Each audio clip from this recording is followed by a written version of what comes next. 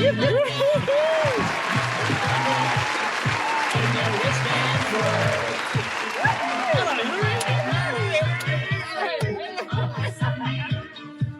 a rich man's world.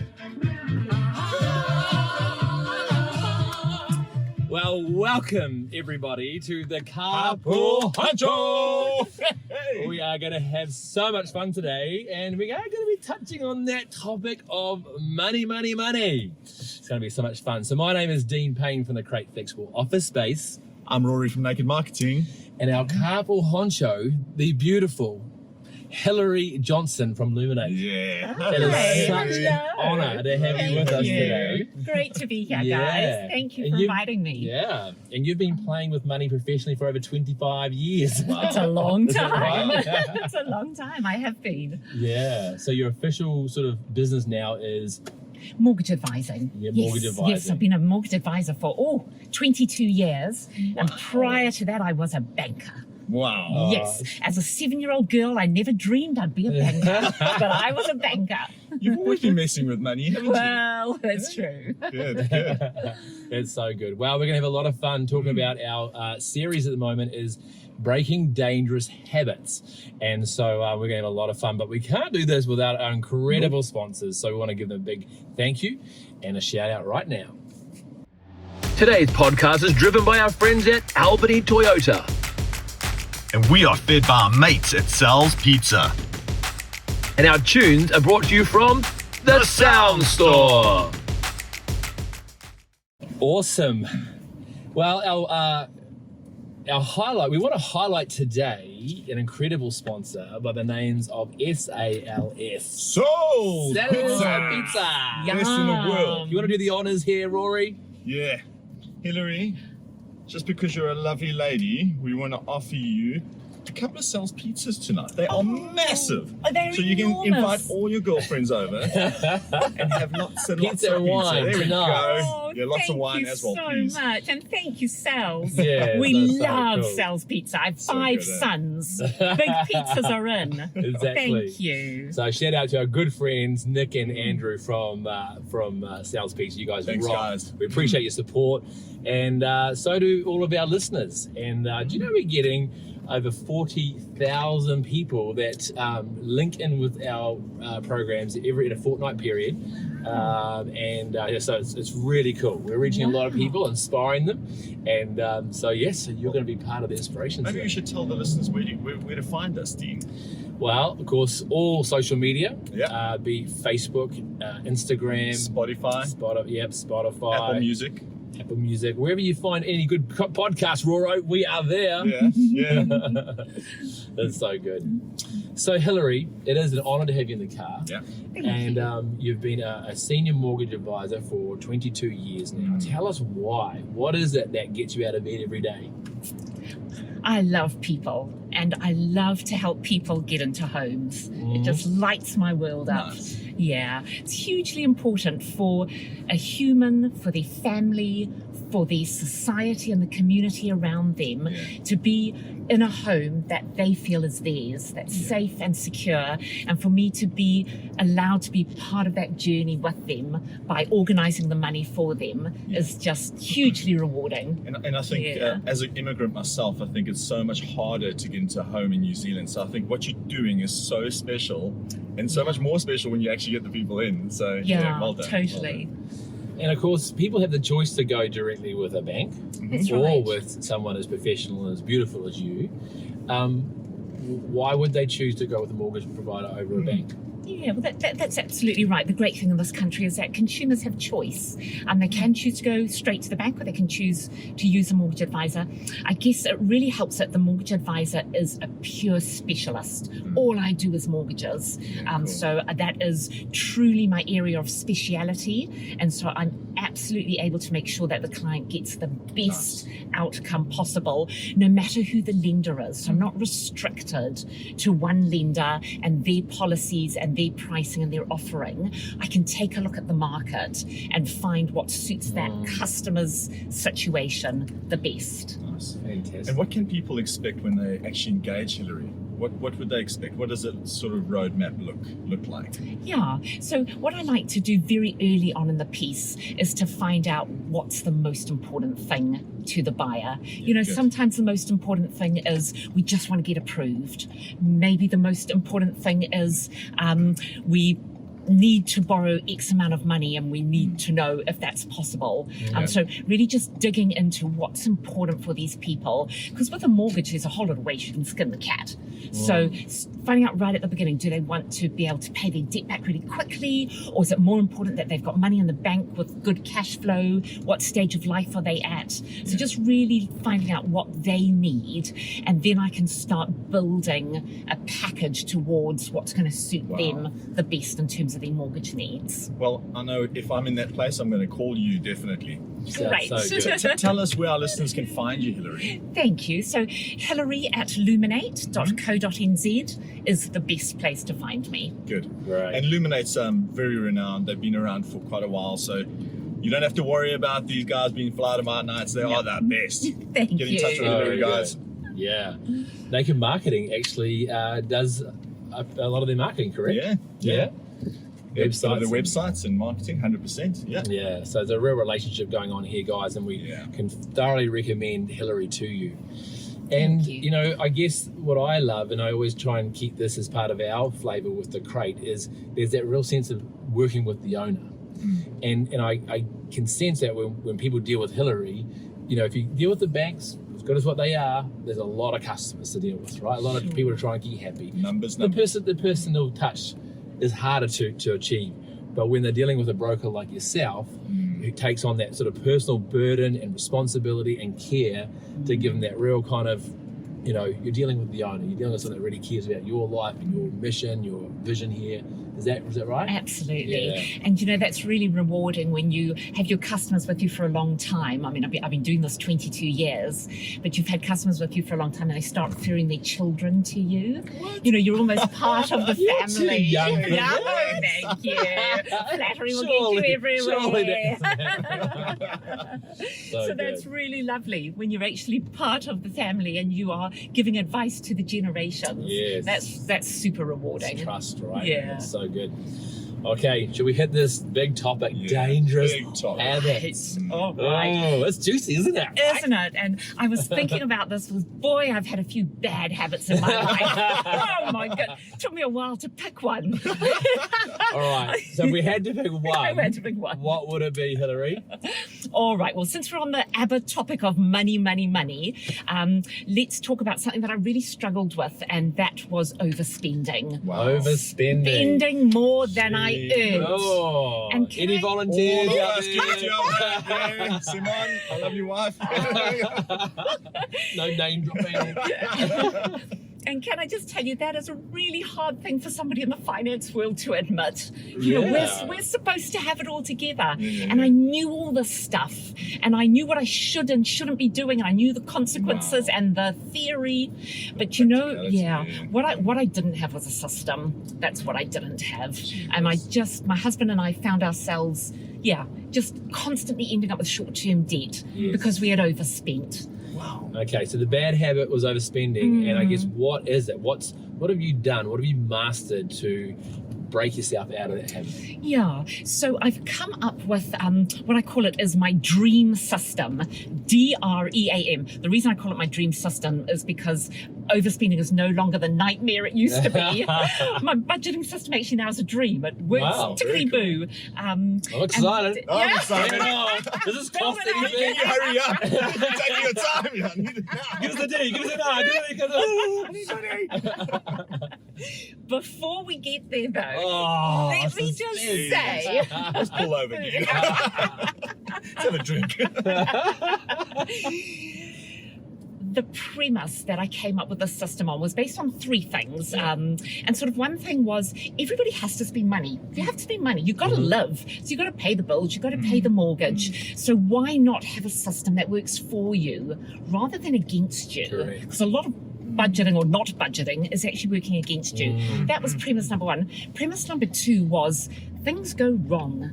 Life doesn't always go according to plan. And financially, often something comes up that is out of left of field and you're not ready for it, and that can cause huge stress on your life. And that's what I found, is that we were often having, you know, the dog would get sick, the kid needed braces, the roof leaked. The rainy days. Yeah. Where does that money come from? So that whole thing that you need some sort of emergency fund, that was my second premise. Things happen in life and we need to be ready for them. Good. And then my third premise, and this one was huge for me, was that wealth doesn't just happen. You have to plan for I wealth. love that. That's really good. And so by putting the system together, those were the three things I was trying to deal with. And really, I thought about our grandparents. You know, granddad would come home, and I know this is sexist, but granddad would come home with the packet of wages, and it was physical money. And grandma would sit at the table, and she would maybe have 5 jam jars, and she would put the petrol money in one jar, and she would divvy the money up into jars. Yeah. And when you got to the end of the week, if the petrol jar was empty, that was it. There was no more money. It was gone. Walk, it was people. spent. It was done.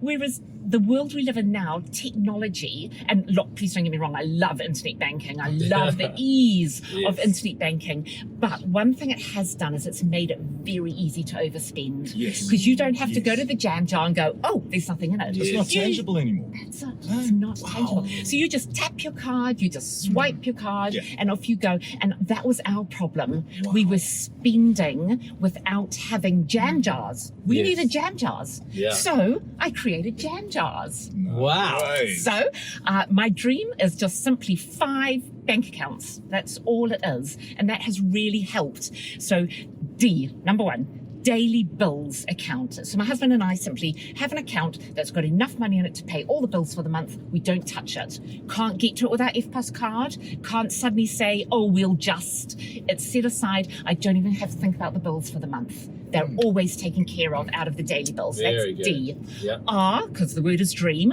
R is for recreation and relaxation. So this is fun. We each have a fun account. Nice. His is his and mine is mine. And we each have our own And he FPAS doesn't card. have access to it. Wow. I do not have to tell him how much I spend on lattes and What you're spending massages it on. and what. And every time a new shiny yellow DeWalt tool turns up in the shed, I go, I didn't pay for that. My kind of guy. So R is for relaxation and recreation. So we have a fun account each. That a little bit of money goes into every week. So We important. can do whatever we like with it. Doesn't matter how frivolous. love that. Yes, that's the R. E is that emergency fund I was talking about. So what we did is we set up a bank account right away from our daily spending. Again, we can't access it.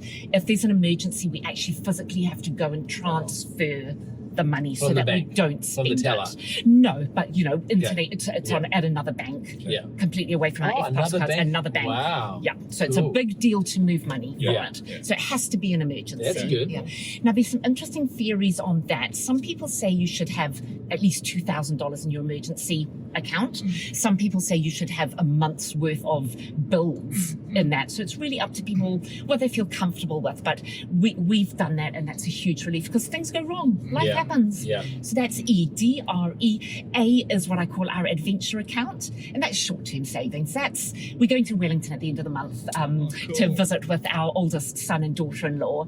And, you know, to be able to go and not have to worry about, oh, where's the money going to come from? And maybe we shouldn't stay in a hotel, and maybe we shouldn't eat out so much. No, it's all done. It's saved for, the money's in. It's made the trip so much more exciting. So that's the adventure, that's short-term saving. Cool. And then M, so D-R-A-M. M is the big one. So M is the Midas account. This is the wealth creation, Wow. building your future account. When I used to work for the Bank of New Zealand, we used to say, don't work your whole life just to pay the bills. Pay You yourself don't, first. absolutely. Yeah. Pay yourself first. Yes. And in the bank, we say 10%. We used to say, when your money comes into your account, take the first 10% before you pay anyone and pay yourself first. Wow. And that money needs to go into something that's going to grow your wealth. So Man, we that's set so up that wealth building account. And that's my DREAM. I'm mind blown. So cool. Man, that is cool. I'm Nice actually, and I've got simple. goosebumps. Hey, can you just break this down a bit? So I get my salary every Yeah. month, Yeah. $2,000 goes into my account. How do you make sure that all that $2,000 goes into those 5 little baskets? Yeah. How does that That's a happen? good Is question. it automated? We automate it. Nice. Absolutely. You do not want to have to think about this. Once the system's set up, you don't have to think about Make it. the decision once. Yeah. At the beginning of each year, we have a big financial planning day. My husband and I, the family will laugh at us, but we do. We seriously do. And we say how much needs to be in each pot, because what's likely to happen this year. Then you set it up, and then you don't have to think about it. That is awesome. Wow. And is there a little bit of a guide on percentages of each of those things, or is it, Good question. you know, you sort of work it out according to your own budget or Yeah, situation? I wouldn't be over prescriptive on that, in that everybody's lives are individual. And what I would say is, if people are going to try it, just try it. And if you get it wrong, it doesn't matter. If you end up that, okay, we're putting too much and that's not working, that's okay. It's your money, it's your system. Yes. Just shuffle the numbers. But what matters is that you're starting Yeah. and you're actually putting the system into place. I love this. So good. I absolutely love this. And the key is that M, right? As in, do you start there first? I would love to tell people to start there first. Please start there first and see if you can work backwards to make sure all your bills are paid for. Wow. Sure, I'm not saying anybody shouldn't pay their bills. You must pay your bills, but we're working hard, and that should be to build wealth for us and our families. Wow. Yeah. Yeah. This is I gonna have to say this is probably not, you know, but it's bloody good. It's bloody good. This is bloody one of the good. best. This is I love this.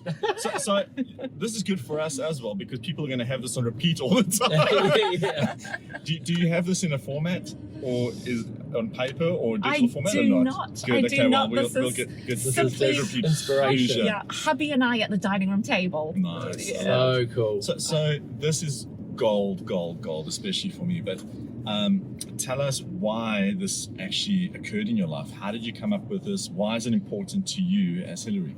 Yeah, so Derek, my husband, this is my second marriage. And when you try to put two households together, money is hard. Wow. You know, it's hard to say, well, okay, what fits where and who does what. And, you know, we both have children from other marriages. So there's all that complexity in money. And You've got a whole tribe, haven't you? yeah, Hello, tribe. 5 sons and a daughter-in-law. Wow. Yeah. So that, I think, really was the start of overspending, just not having control of the situation. And as I said to you, that's really hard to admit. As someone in the finance industry, you're supposed to have all the answers and have it all together. But that was a real struggle to get the overspending under control. Yeah, and I want to thank you for your vulnerability there, because I think that it is one of those things. And however, to balance that up for you, it is so easy to not get this right. Yeah. You know what I mean? There is so much going on in our worlds. Like you say, you've suddenly, you know, in your situation, 2 marriages, 5 children. I mean, there you go. Like, how do you cope? You know what I mean? Make it Like, happen. seriously. Like, I've Spend, got go 4. spend Yeah, it. it makes you feel better temporarily. Yeah, that new jumper's going to fix everything, you know? No, but it is very easy to, I guess, live in this day and age and not have enough. Like that is, it's like very few people probably live in that privileged world of not having to have a budget. I know someone that's like that, man. Like they've got enough wealth now, and their business is incredible. Where they're building a house. Talking about me. Yeah. And they're building Does your wife know? They're literally building a house, and they don't have a budget. How cool is that? What? Anyway, one day. But that's where the M comes into play. That's the Midas, right? So, but most of us do need to have that budget, because it's so easy to slip past, you know, spending more than what you earn. And that, of course, can have a few negative impacts, really, can't it? Can you talk to us maybe a little bit about those? Yeah, I think probably the biggest negative impact was psychologically. I just felt weighed down by this debt that kept creeping up on me, just feeling like I was never getting on top of it. So really, and affects your relationship, because suddenly money becomes an issue between you. That was really difficult. It affects everything in your life. I mean, your health can just plummet because of financial stress. It's just disgusting. And I mean, through COVID, I think this is a great topic to be speaking about, because people have just gone through a lot of financial stress, a lot of people. So yeah, thank you for joining us. And of course, as a mortgage broker, again, if you want to talk to Hillary at luminate.co.nz, the banks care about this, right? Totally. It matters when you want to This go get a matters. mortgage. And all of our dreams is to own a house and you know, maybe an investment property, right? So this is going to really matter to people, having that Absolutely. part sorted. Yeah. Why? Yeah. Well, so first of all, when you're going to apply to borrow money, one of the first things a lender looks at is how well have you conducted your finances in the past. So that's huge. That could be the difference between you getting a home and not getting a home, to have that organised and to not be overspending. And obviously that feeds into your deposit. You need to show the lender that you're able to save. Yes. So that's a big part of it. Yeah. Imagine rocking up to your bank when you need a mortgage and they go, you know, before they check out your spending, you go, yeah, no problem, here's my statements. But before you go, look anywhere, let me give you my DREAM plan. Like, they're going to be shocked, right? Totally. How many people would actually do that? And I mean, that's a good point. I talk to everyone about this. Life is all about sales and selling yourself. Imagine that's a good start. Yeah, With your mortgage my broker dream. or your banker to go, Totally. we're just taking my plan. Yeah, And your bank manager's going to love you tonight because you don't have to pay for any dinner. Yeah. I mean, sales has got that sorted. Sales, thank you.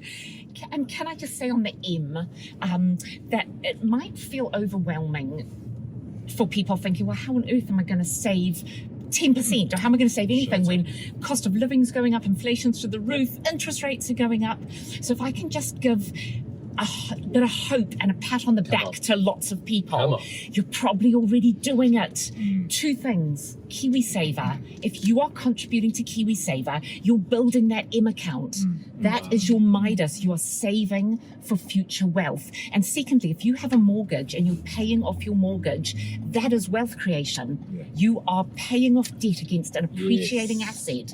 And if you're paying off a mortgage on your home or an investment property, that's a double whammy, because your debt's going down, so you own more of the asset, and your property over time, probably 7 to 10 years, is doubling in value. So it's going up. Your wealth is growing. So every mortgage payment, don't feel grumpy. Go, I just contributed to my Midas account. You just reduced debt and you made a little capital.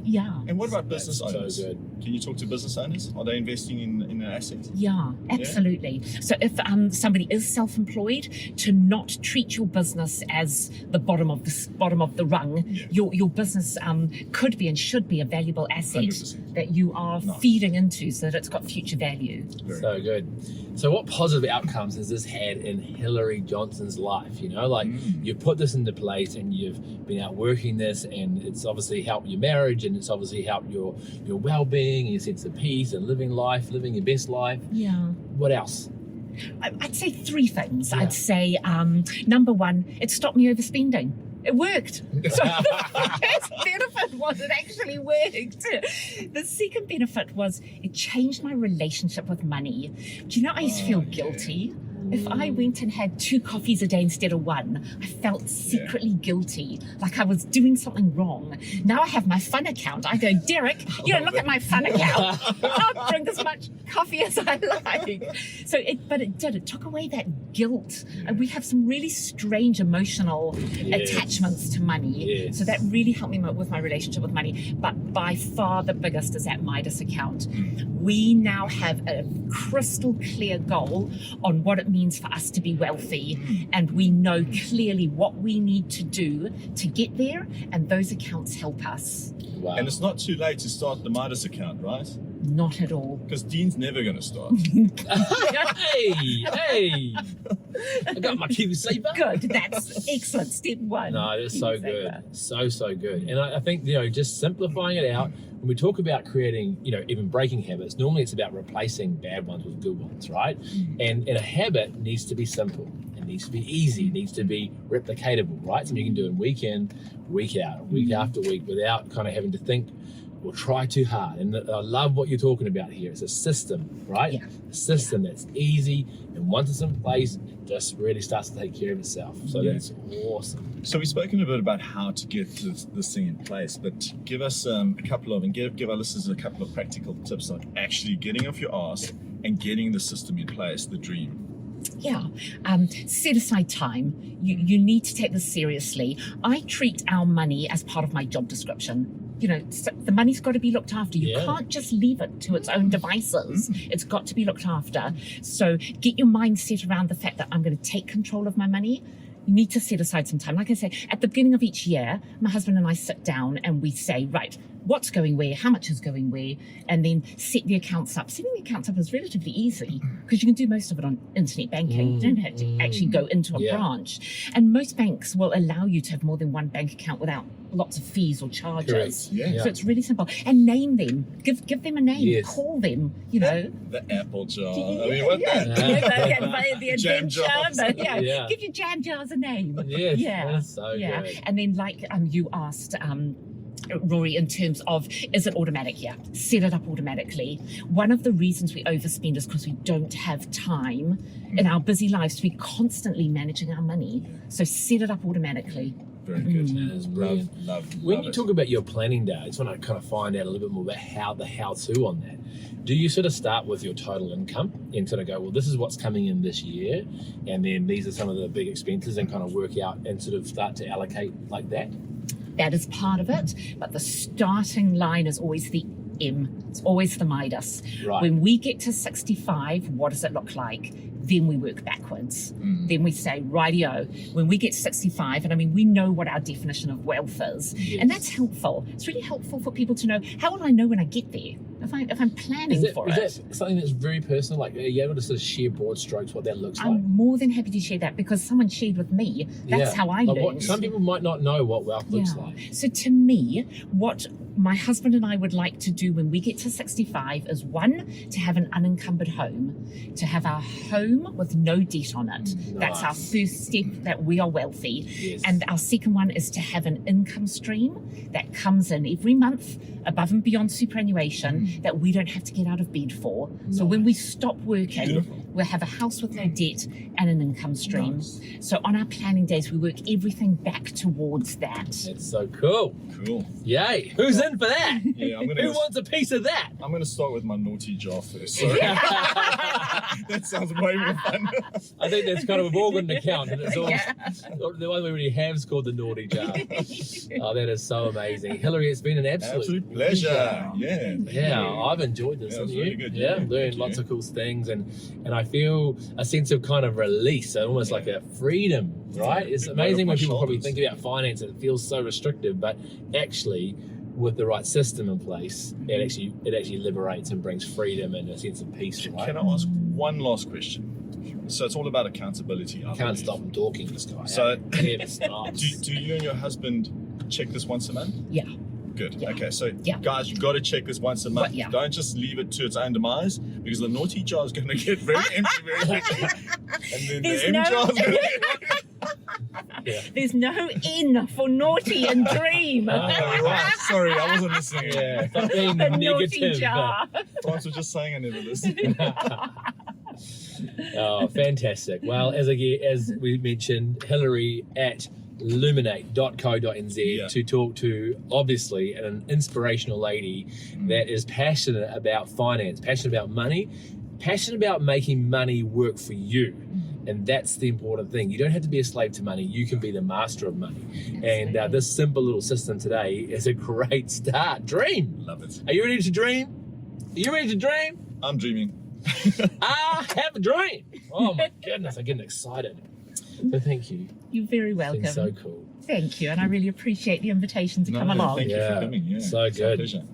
Well, we want to invite you to come along to see the Crate and Constellation Drive in Albany, and of course What get to an hang out environment. with amazing people like this that pop in and out and use our facility for our meeting rooms or office space, whatever it is that you might need. The workspace is changing, isn't it, Hillary? In a big way. time. You know, Big time. hybrid, working from home, not wanting to commute, all these kind of things are mixing things up big time. And we at the Crate love to provide not just really a solution around office space, but actually a solution that, you know, provides community and collaboration and builds business, and that's what we're most excited about, and that's how Naked got started. Yeah, and if you guys love people like us three love people, that's the place to be, because there are good people there that are like-minded. They want to take you somewhere. They want to go on the trip with you. So get there and come and check it out, even if it's for a trial day, because this man's going to give it to you We'll give free. we'll give you a He's free going to put it trial into day. your M jar. Yeah. Over and out. Thanks, Cheers. everybody.